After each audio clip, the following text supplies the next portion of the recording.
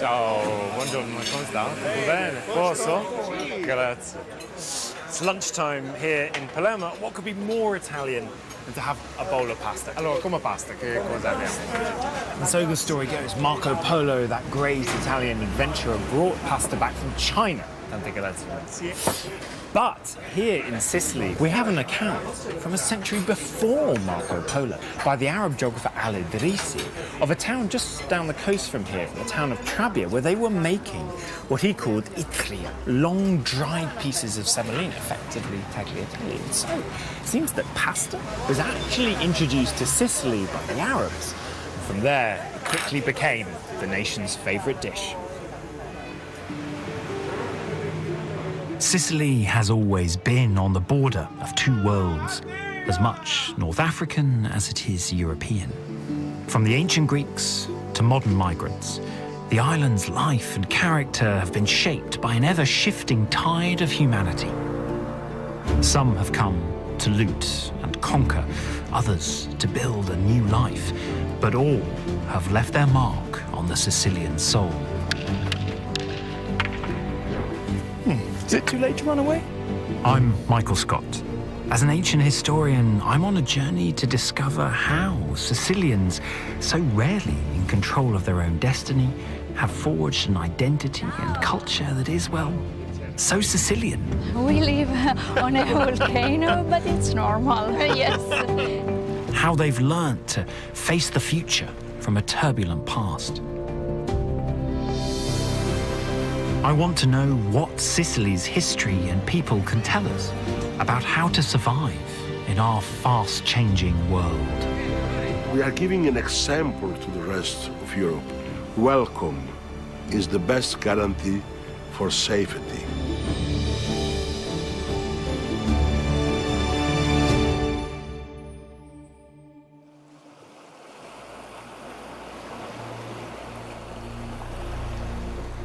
Barely 100 miles from Africa, Sicily has long been a Mediterranean stepping stone.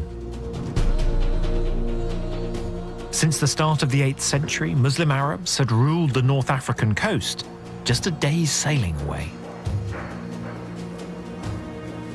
Massara del Vallo today is a thriving cosmopolitan town. There's a large Tunisian community here who work on the fishing boats, for example. But it was also the place where the Arabs first came ashore in Sicily in the 9th century in 827 upon the invitation of a rebellious Byzantine governor who'd got himself involved with a nun. It's a long story, but so was their gradual occupation of the island, for it took the Arabs over 50 years to conquer this place. Palermo became Sicily's new capital. And as the island opened up, immigrants flooded in, fleeing famine and unrest in North Africa. Under the Arabs, Christians and Jews had less civil rights than Muslims, but they weren't forced to convert. Within a generation, the island had become one of the most multi-ethnic states in the whole of Europe. These things I saw on the plane over here. A lovely Sicilian lady was sitting next to me, and she had one in her bag on the plane. I've no idea what it is, but it looks great. With strong links to the rest of the Arab world, Sicily became one of the great trading centres of the Mediterranean. This is my kind of fish stall. You get to look the fish in the eye before you eat it. Fantastic. Welcome to the Ballarò markets here in Palermo. They've been here 1,000 years, dating back to the time of the Arab conquest, that brought with it so much of what we utterly take for granted here today. Pistachios, almond, saffron, couscous, watermelon, sugarcane, and also systems of irrigation and agriculture that absolutely revitalized the western half of Sicily. Prendiamo un pochino di pistacchio stamattina, bravo. And here in Palermo, the Arab city that was created with beautiful gardens and mosques and palaces and bazaars like this one, Arabs welcomed Christians, Jews to trade here. It was absolutely the cosmopolitan melting pot of the 9th, 10th and 11th centuries. Most Sicilians are proud of their Arab heritage, but only a few material traces of those years have survived. This should keep us going for a while. Stay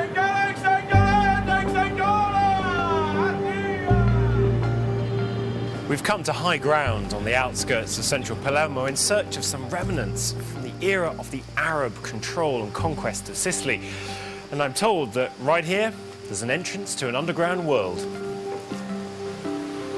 Ciao, buongiorno. Come va? Ciao. Tutto bene? Piacere.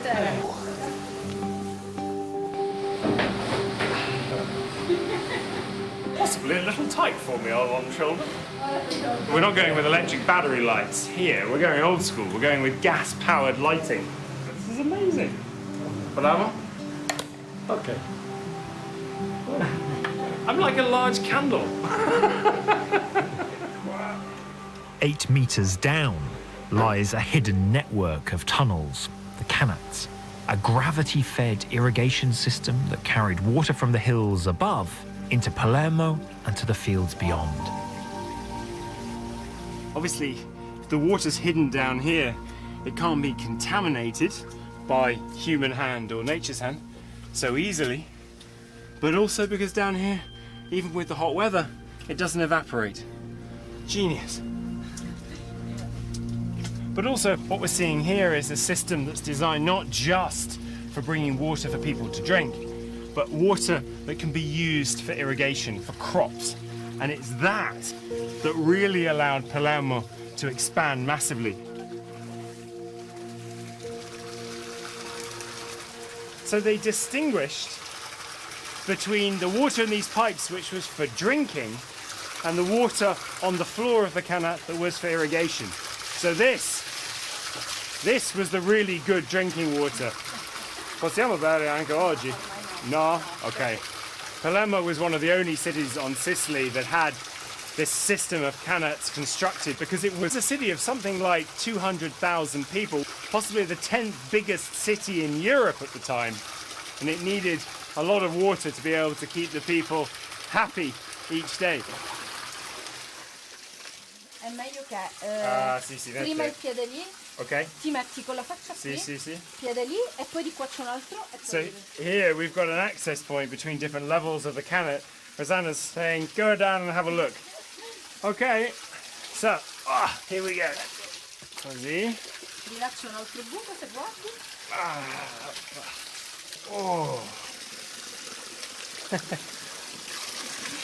This feels a much more constructed tunnel. We've got this man-made vaulted roof, very smart looking roof on both sides.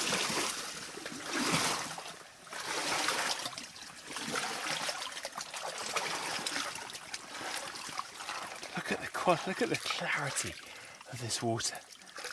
Absolutely unbelievable. Coming from that direction, from the mountains, heading in towards the city. Absolutely superb craftsmanship.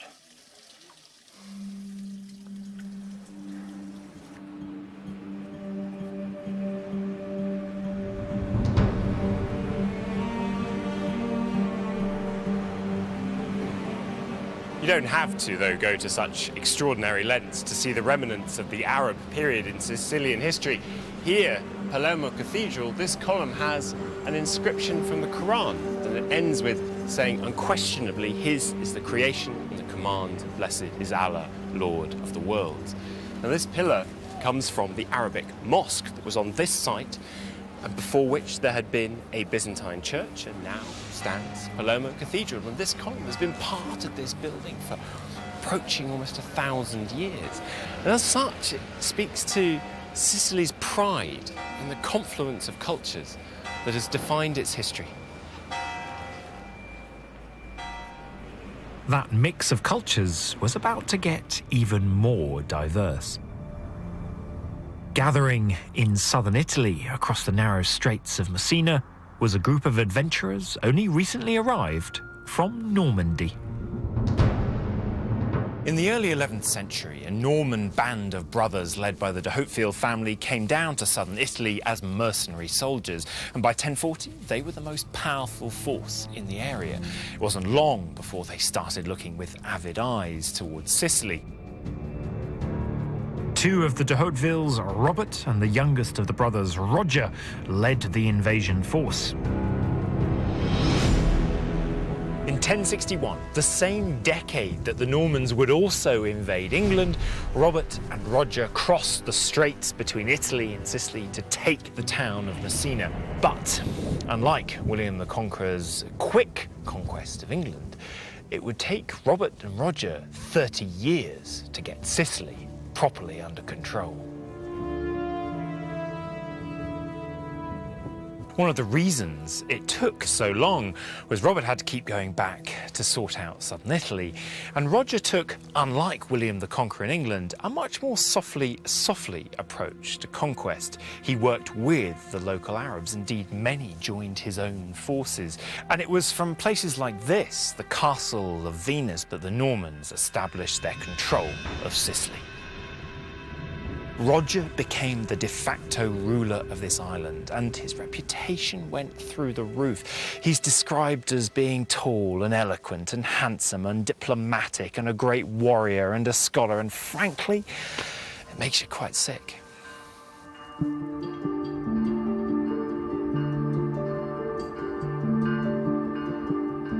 Sponsored by the Pope, the Norman invasion of Sicily had been a Christian enterprise.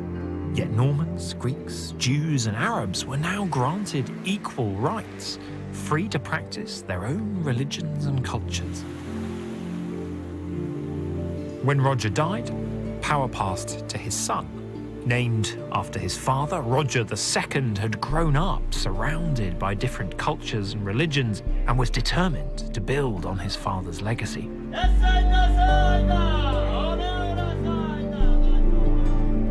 Roger I had been a Norman count. Roger II had himself crowned as the first king of Sicily. Situated here at the heart of the Norman palace in Palermo is this room, the Palatine Chapel, commissioned by Roger II and inaugurated in 1143. And it really feels like the entire world has been sucked into this one room and as a result created a sensorial overload. On the one hand, Norman architecture, Italian marbles on the floor and the lower walls, but we're also surrounded by these shining Byzantine gold mosaics, and above our heads, a beautiful Islamic wood-carved ceiling.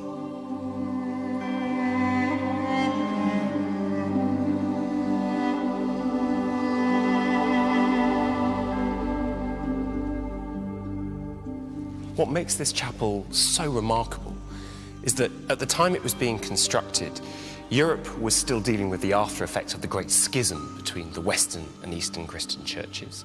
And Europe was at war with the Islamic world, the Crusades. And yet here, in Sicily, in a place that had seen all of those influences come and go, this chapel brings all of them harmoniously together. Roger II was king of the third largest kingdom in Europe at the time. And when he sat here in his chapel, he must truly have felt that he sat at the confluence of civilization.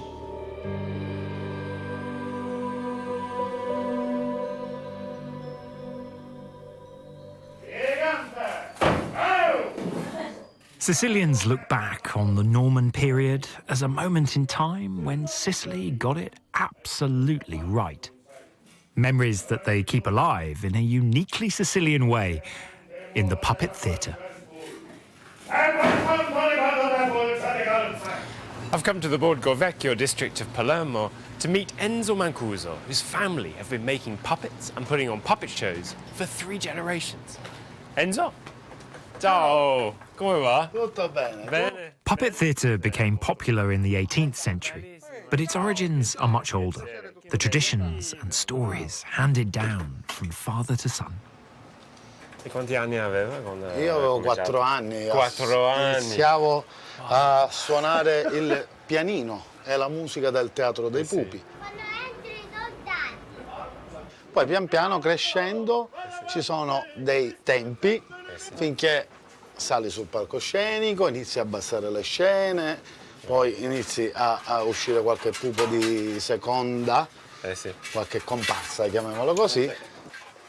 True puppeteers don't just operate the puppets, they make them as well. Io devo... Sì. Allora, faccio... Arrabbiato. Più forte. Ti preoccupare, non fa male, vai. E perché le si piace di fare i pupi? Come? È una tradizione della famiglia, ma È una perché tradizione vuole di famiglia, fare? ma è un mestiere, io quello che faccio lo faccio come professione, quindi è la mia professione ed è bello fare un lavoro che tu ami. Certamente.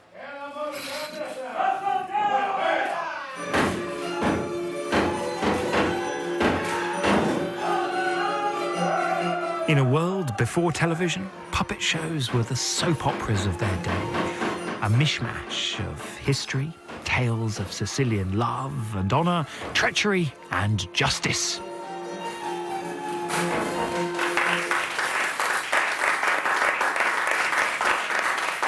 So when you think of puppet shows, you think of Punch and Judy, but this is so much more. This is stories of legend, of myth, and of history, all wrapped up together in some of the most realistic and frankly, bloodthirsty puppeteering I've ever seen.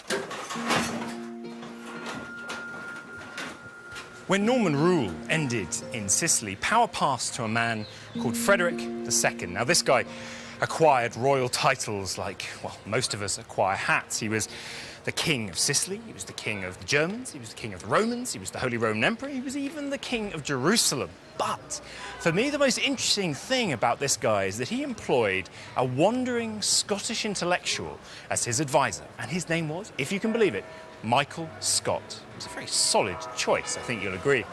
Now, this guy was a well-known translator of Greek, Latin and Arabic texts, and he and Frederick became firm friends. Ciao, come va.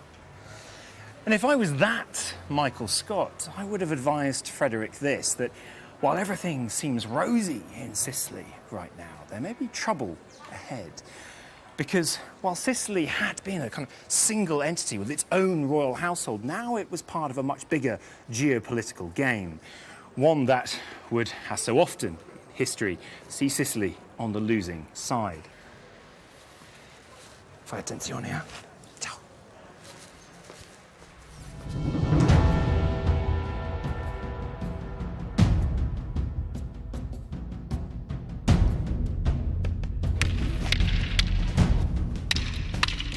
I've come to take part in a native Sicilian sport, stick fighting, bastone.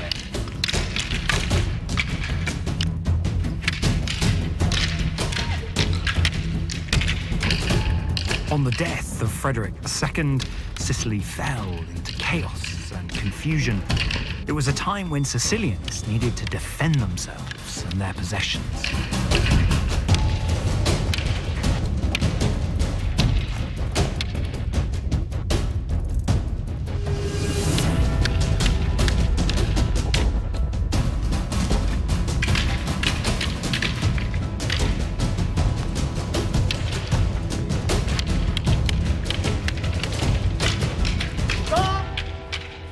Allora, a questo punto io voglio provare, no?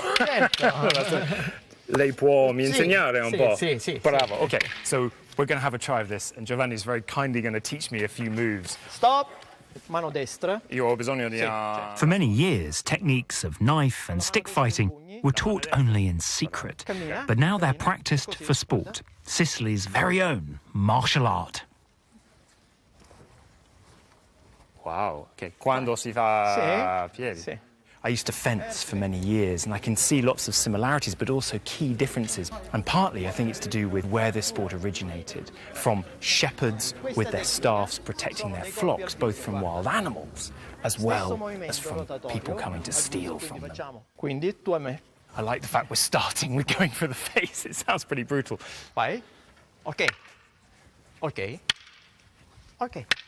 Okay, so now we're going not just for the face, but for the body. This is a full-on attack, which I have to defend from Giovanni.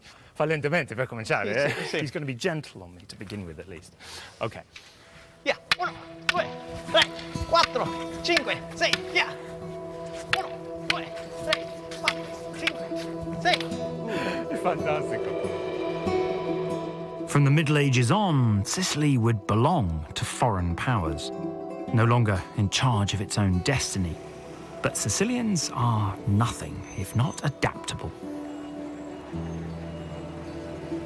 In 1282, 500 years of Spanish rule began, and when Spain discovered the Americas, ideas and products from the New World began to arrive on the island.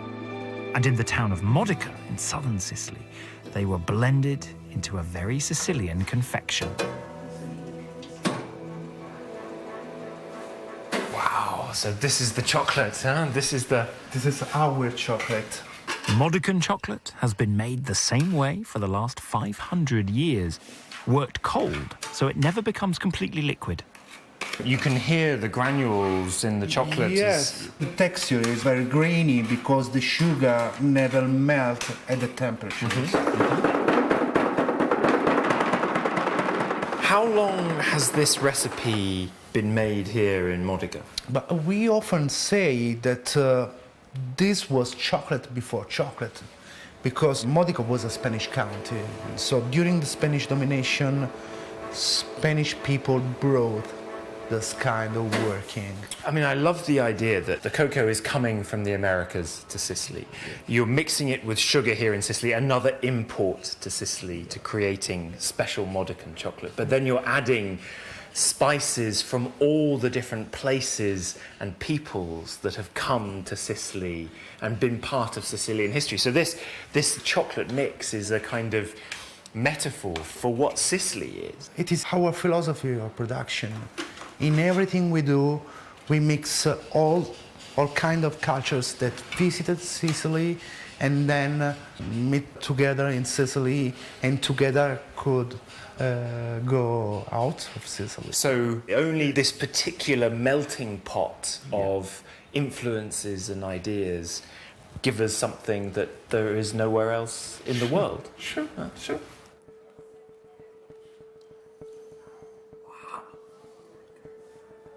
Spanish rule brought New World influences to Sicily, but it also delivered one of the old world's greatest horrors.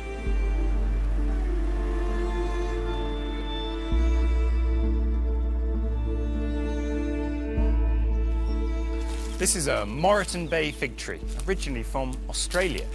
The seeds take host in another tree, then grow these enormous roots down towards the ground and then strangle their host.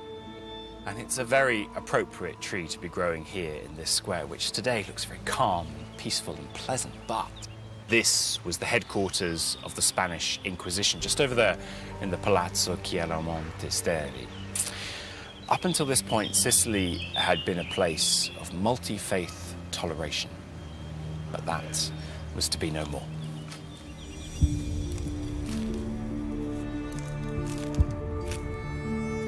The Spanish Inquisition was formed in 1478, and in 1492, the rulers of Spain issued a new law banning all Jews from Spanish territories, and that included Sicily.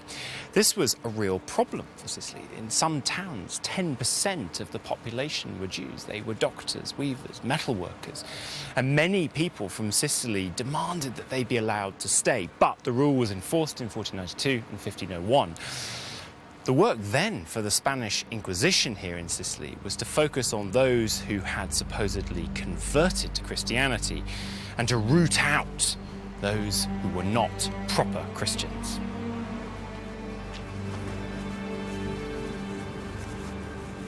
In the honeycomb of former cells in the basement of the palazzo are layers of graffiti left by the prisoners as they awaited torture at the hands of the inquisitors. For around 300 years, the Spanish Inquisition was active in Sicily, seeking out heretics, those who communed with the devil, and those who read forbidden books. It was a terrifying time. Even information given under religious confession could be used by the Spanish Inquisition in their trials, as well as information gained under torture.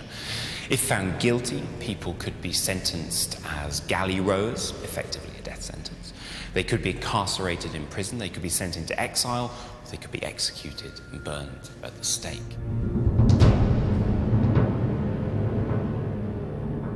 Here behind me, the prisoners have drawn the symbol of the Spanish Inquisition, this crescent-shaped dragon with the sharp teeth and eyes, and it's either spewing out of its mouth or about to eat. A key set of biblical figures are all on their knees. There's Adam, Eve, Abraham, Isaac, Joseph.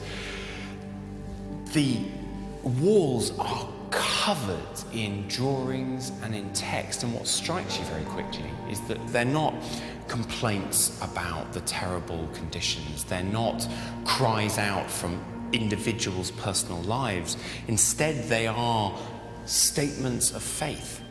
Now, on one hand, it's kind of ironic that people who are here incarcerated for not being proper Christians are scribbling on the walls professions of Christian faith. But on the other hand, it tends to make me think that these people saw themselves as suffering the same kinds of injustice as Jesus Christ had done. They were, as Christians, following somehow in his footsteps.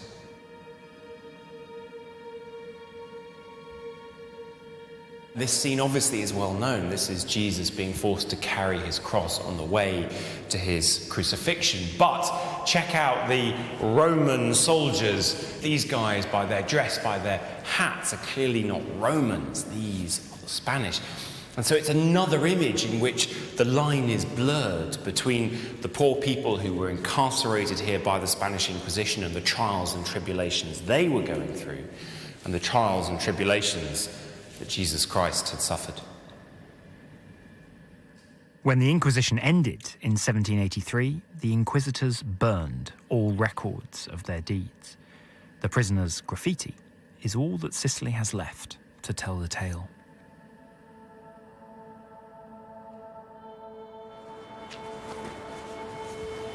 While some Sicilians were being condemned to death by the Spanish Inquisition, another Christian community was reveling in the preservation and display of their dead. These are the Capuchin catacombs in Palermo, but the bodies around me are no ordinary corpses. They are, in fact, mummified bodies. The practice began at the end of the 16th century when the Capuchin monks were expanding their cemetery, and they found that the original monks buried here before, their bodies had been naturally mummified. They thought it was an act of God, and as a result did not rebury these friars, but actually put them on display as relics and continued the practice. And as a result, down here today, there are well over 1,000 mummified corpses staring at you. Palermo has the perfect climate for mummification.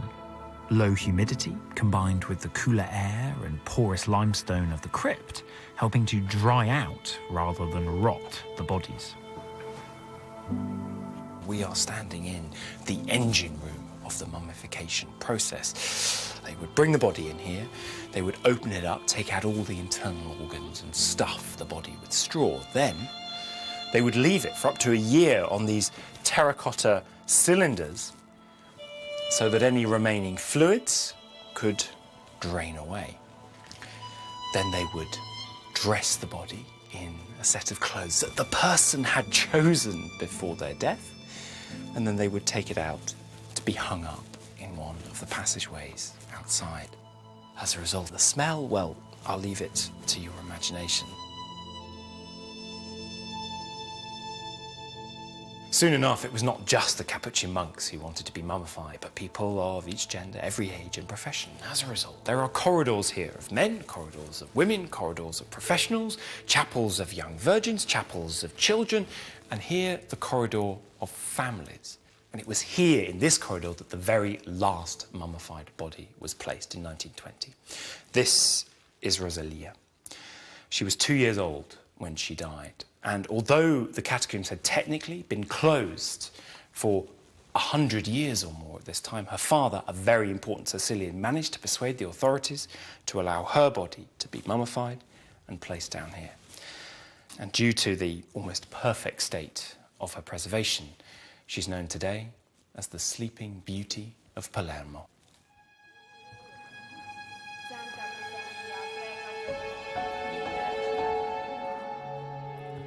Little Rosalia was almost certainly named after Palermo's much-loved patron saint, who it is said delivered the city from plague.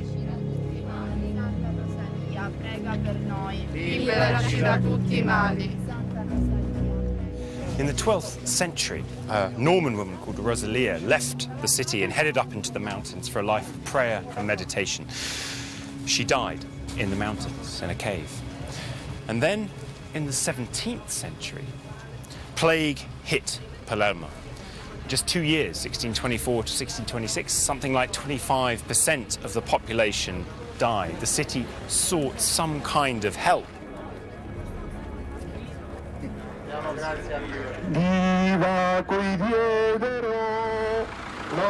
was during that time that one man was given a vision to search for the bones of Rosalia. He found them, brought them back to Palermo. Buonasera. He brought them back to Palermo, where they were given proper honours and processed through the city. And as a result, it seems, the plague was lifted. And so, Rosalia was made the patron saint of Palermo.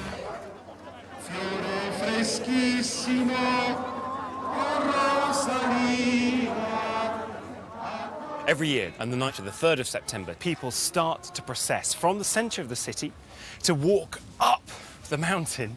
It's quite a long walk to the cave where she died, which is now a church.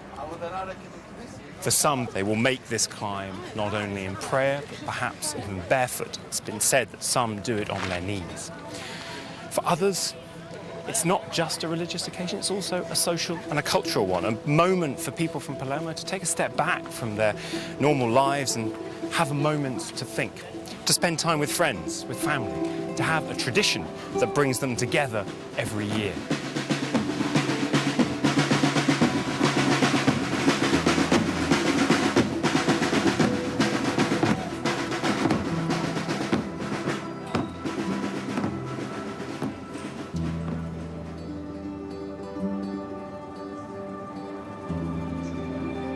Climbing in the name of religion, as I was soon to find out, seems to be something of a Sicilian pastime.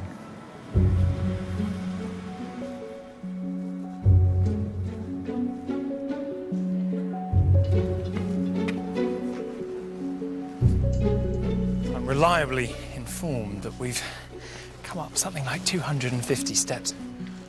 And the reason we've made it all the way up here is to see this. One of the best examples of Sicilian Baroque architecture.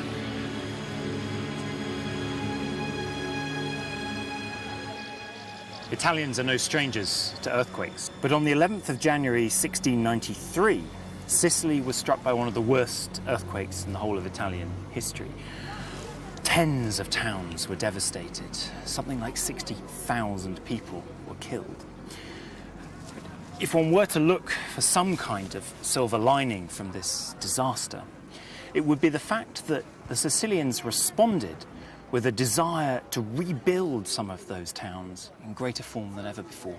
The result was, amongst other things, this, the Church of San Giorgio here in Modica. It's a prime example of Sicilian Baroque, the style that flourished in this period. It's flamboyant, it's exaggerated, it's over the top, it's full of gaiety and life.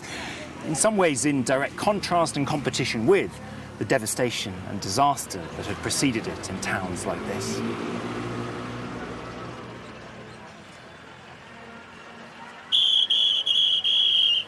Ciao, come va? Tutto bene? Posso avere una granita? Sì. Una Faccio la fai? migliore granita! Bravo, la Vannelli vuole granita.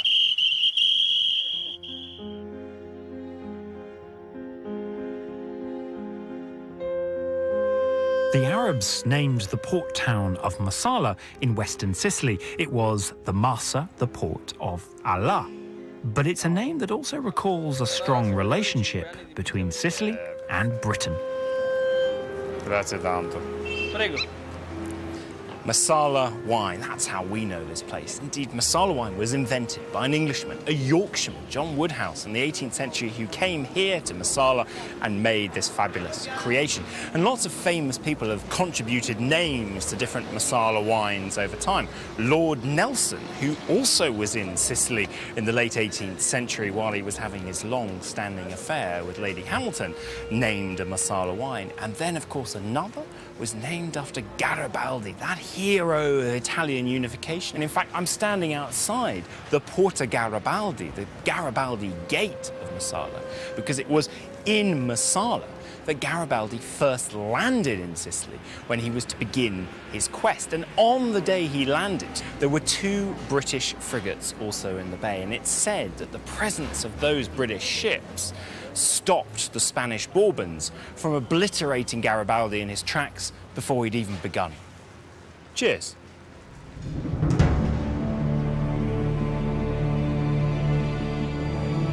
Garibaldi's conquest of Sicily brought him to Palermo.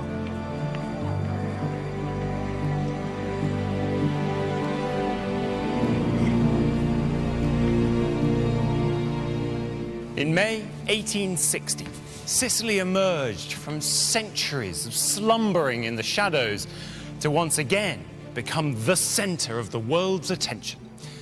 Giuseppe Garibaldi, leading a force of a little over 1,000 men, took the city of Palermo and freed Sicily from the Spanish Bourbons, and in so doing, began the process of the unification of Italy. News of Garibaldi's achievements spread across Russia, America, and of course, London, where they were even fundraising for him. Charles Dickens and Florence Nightingale contributed to the cause. And in the ultimate accolade, Garibaldi had a biscuit named after him, the Garibaldi biscuit. In October 1860, Sicily was given a chance to vote on whether it wanted to become part of a unified Italy. And 99.5% of the voting population voted yes. And this building is the result, the Opera House of Palermo, built to put Palermo on the map. It's the largest opera house in Italy, the 3rd largest in Europe, and every part of its construction was supposed to hit the high notes of Sicilian history, from the Greek columns on the exterior to the stage curtain, which had an image of the coronation of King Roger II from the 12th century. With this building, in this building, the people of Palermo could feel they were truly on the world stage.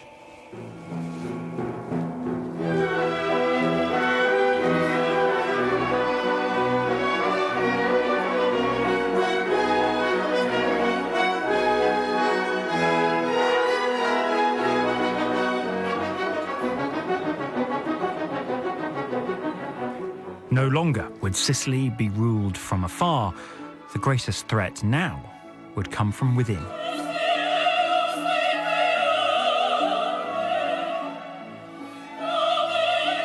In the ancient Greek theatre at Taormina, the opera Cavalleria Rusticana.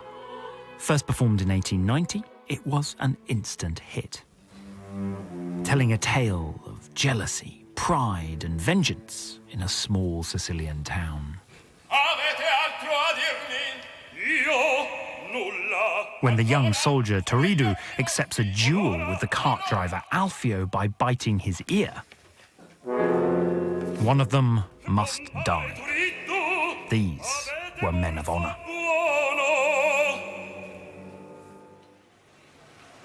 In the opera's rehearsal room, I met director Bruno Torrisi and actor Filadelfo Paone. Fermate. Avete altro a dirmi? Io no. No. Allora, sono agli ordini vostri. Or ora? Or ora. Or ora.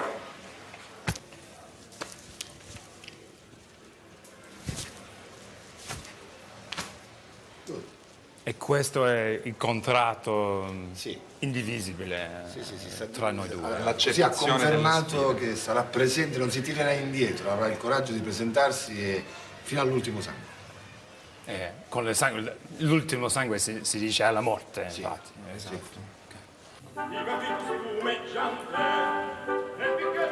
Among the opera's biggest fans were the Sicilian mafia.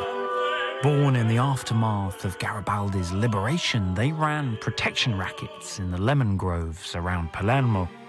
Now their violence could be explained away as nothing more than Sicily's primitive code of honor, a myth that they would carry with them into the modern world. By the early 1980s, the Sicilian mafia had grown more bloodthirsty than ever before.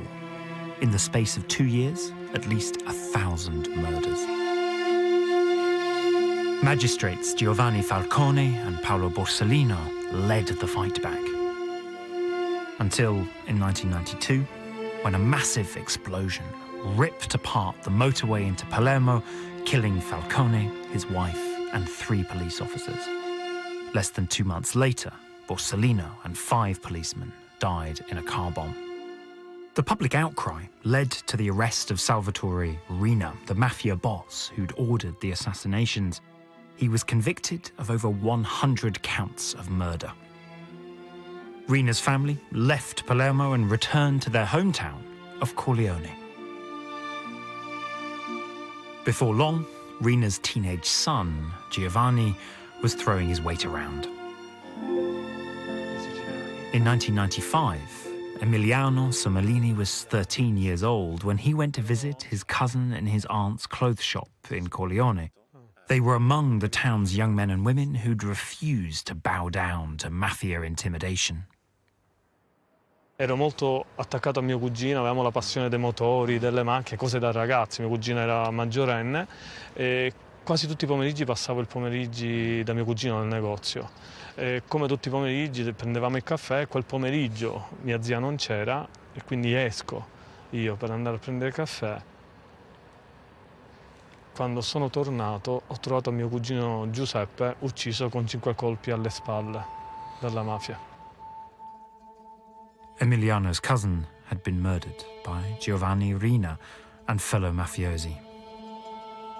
La cosa più brutta è il fatto di rimproverarmi, ancora ora quando sto parlando con lei, di essere qui, che non capisco il perché. Perché lui sì e io no. Less than a month later, his female cousin, Giuseppe's sister, was driving with her family when the mafia struck again. Mia cugina, quando vede arrivare la macchina, si butta col proprio corpo sul sedile posteriore della macchina per fare da scudo umano ai propri figli, uno di 3 mesi e uno di 1 anno. I bambini si salveranno, ma i miei cugini moriranno. The young Riina was arrested, but the threat remained. Allora, lei non solo ha deciso di restare a Corleone, ma di dedicare la sua vita a lavorare antimafia, perché fa questa scelta difficile, coraggiosa? Faccio questa scelta perché voglio cambiare la mia terra, voglio cambiare la storia della mia terra e voglio dare un futuro migliore alle nostre future generazioni. Per prima i miei figli, ma spero, se Dio vorrà, anche i miei nipoti e i figli dei miei nipoti. The 1990s marked a turning point in Sicilian attitudes to the mafia, a shift that could be traced to the very spot we were standing, from where the bomb that killed the magistrate Falcone on the motorway below us was detonated. Chiedere che cosa senti tu quando si sta qui? Qua tanto dolore, tanta sofferenza, però da qua anche tanta forza, tanta voglia, perché quel giorno quel detonatore che ha azionato la bomba ha azionato un'altra cosa in Sicilia, che è la coscienza dei siciliani. E lei ha ancora paura per la sua vita e per la sua famiglia? Come diceva Giovanni Falcone, solo gli stupidi possono non avere paura, è ovvio avere paura tutti i giorni, tutto quello che si fa, ma vivere con la paura significa non vivere.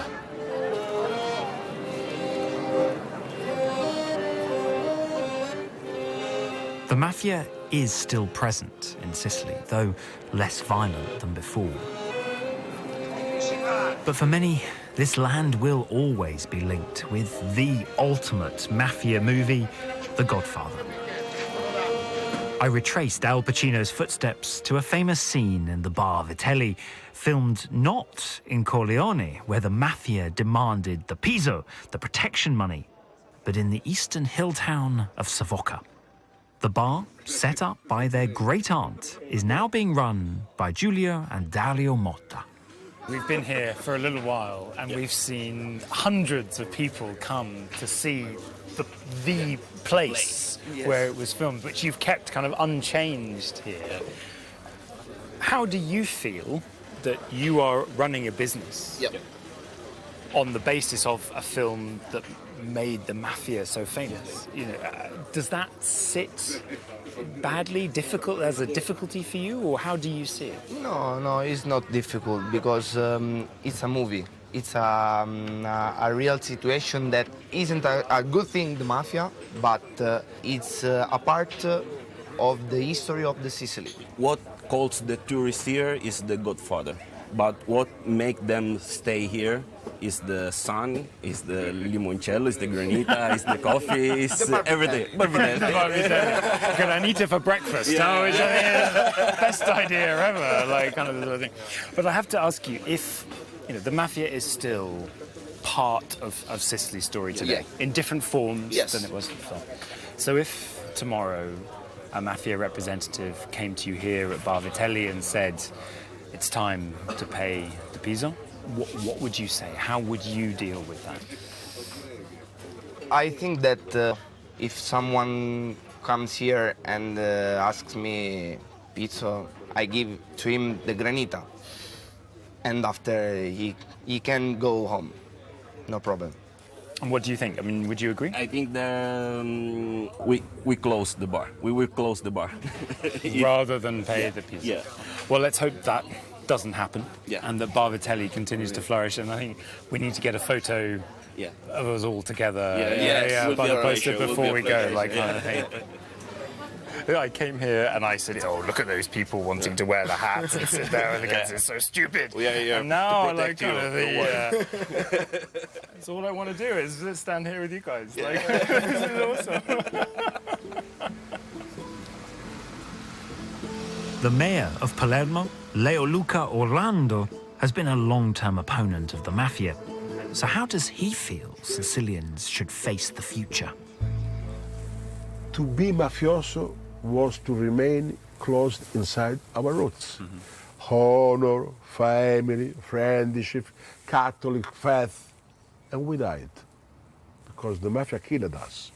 Finally, the people decide to open the eyes and not longer go forward as in the past, not seeing, not speaking, not eating. So you've argued that the mafia covered up the true Sicilian character.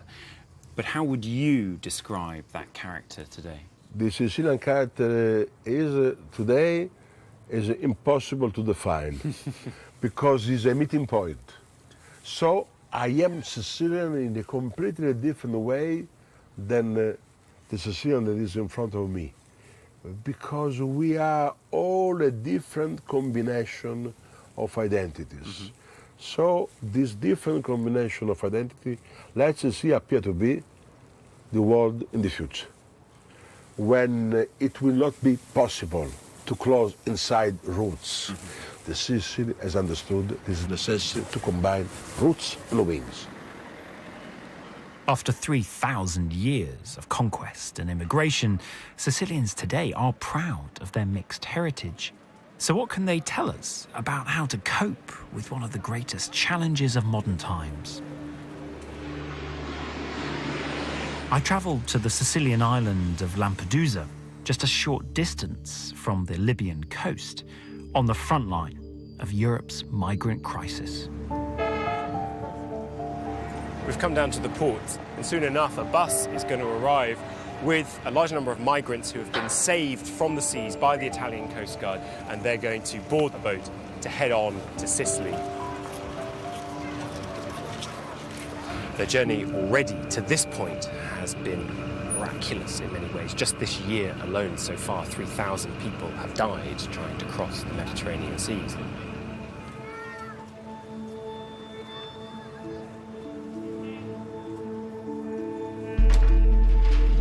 It falls to the Coast Guard to try and save those lives. Coming here to Lampedusa and getting out on the sea gives you an entirely different perspective on what is the largest migration of people since the Second World War.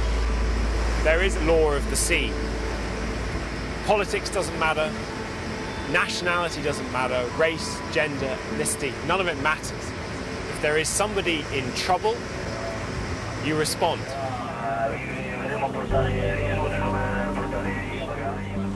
Mi parla un pochino di che cosa senti quando si vede i migranti sul mare, si può aiutare i migranti? L'emozione è grande. Il primo giorno che ho preso servizio a Lampedusa siamo stati a recuperare un barcone con 750 persone e non mi nascondo che mi sono scese 2 lacrime. Poi dopo quello per me è diventata una routine. Abbiamo perfezionato una macchina a bordo di lavoro che in 10 massimo 15 minuti riusciamo a tirare fuori dall'acqua 120 persone in un modo velocissimo. Noi vediamo l'immigrante che arriviamo vicino da lui e con gli occhi impauriti. Una volta che è a bordo incomincia già a sorriderci, a ringraziarci. Comandante Monaco. At Coast Guard headquarters back on Lampedusa, I asked the man in local charge of the operation, Comandante Monaco, if he thought Sicilians saw the migration problem differently from other Europeans. In realtà l'accoglienza è qualcosa di difficile, ma avviene naturale, perché quando si vedono queste persone, in particolare i migranti che vengono in una zona del mondo particolarmente difficile, dove ci sono guerre, persecuzioni, dove non c'è un futuro per la propria famiglia. Sì, la Sicilia è stata sempre oggetto di varie invasioni o comunque passaggi di diverse civiltà, quindi è chiaro che un siciliano ha magari nel proprio DNA proprio questo passaggio, questa accoglienza e anche il migliorarsi proprio dalle altre culture che sono passate nel tempo alla Sicilia. Io da siciliano devo dire che stare qui mi inorgoglisce particolarmente.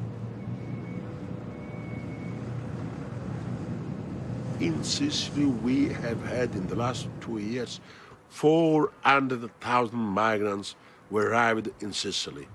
You have not heard, you have not read one single act of intolerance. One single act of intolerance. We are giving an example to the rest of Europe. Welcome is the best guarantee for safety. When some strange migrant arrives, the migrants call the mayor, and the mayor speaks with the police. Because they feel Palermo their city. They defend their city. In London, the refugees feel London their city. In Paris, the refugees, they call police or they close the eyes.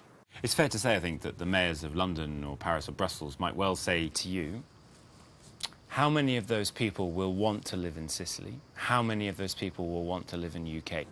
It's not going to be a problem for you, it's going to be a problem for us. What would you say in return? You can say to people, you cannot live here because we have not enough hospitals, not enough apartments, not enough schools. But today we are in the hands of politicians who have not understood that in the stomach of human beings there is no intolerance. The intolerance is in the ill mind of some politicians. If they send a message of fear, the people have fear. With their message of safety, the people feel safe. And today, Palermo is exciting and safe. Sicilians have lived in a world of constant change, never quite sure what the future may hold. Back on the slopes of Mount Etna, I met a young winemaker, Chiara Vigo. Against all the odds, she and her husband Gianluca are bringing new life to her family's vineyard, despite the fact that Europe's largest active volcano is on their doorstep. I think Etna people live in a sort of fatalism.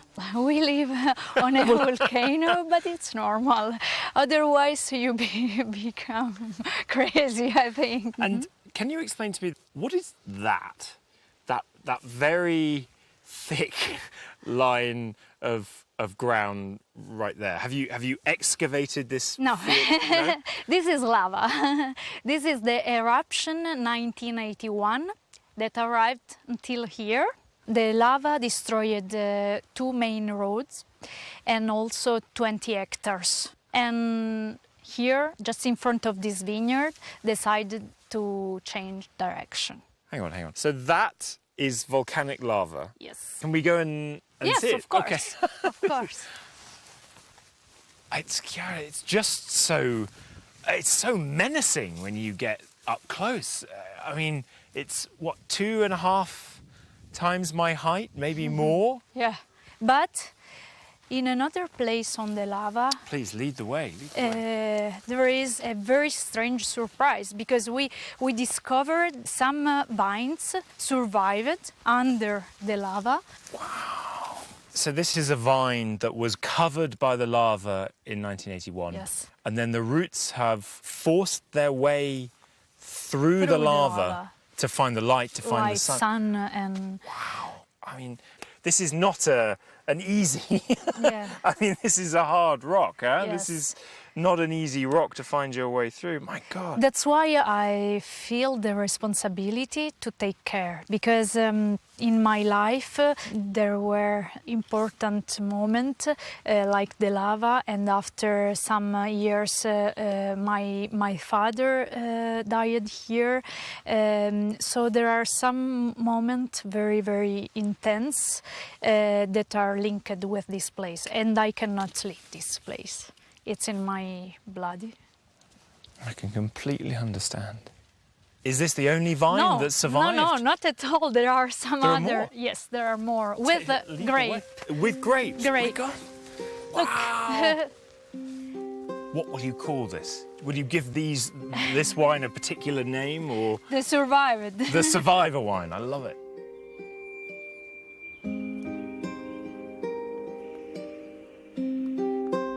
This vine was covered by the eruption of Etna back in 1981. That was the year of my birth. And ever since then, it's been pushing its way back up to emerge triumphant again. And, you know, I feel quite silly, actually.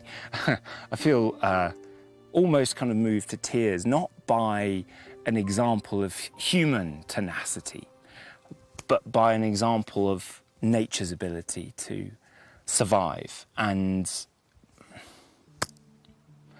wow,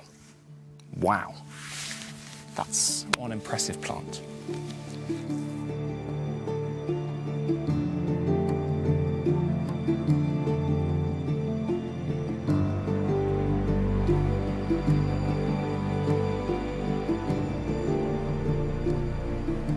Sicily has, over the centuries, moved from being an absolute backwater to being the epicenter of world events and back again. And as a result, many people you talk to will talk about the sadness of the Sicilians, the sadness that comes from being repeatedly conquered and from having events totally out of your own control. But in this journey, I haven't found that. Instead, I've been overwhelmed by the pride, the joy, and the excitement that Sicilians feel about their island and about their future. And as Sicily once again becomes the epicenter for the great issues of the 21st century of globalization and mass migration, you feel that this time Sicily and the Sicilians might well be ready to show us the way. And I wish them luck.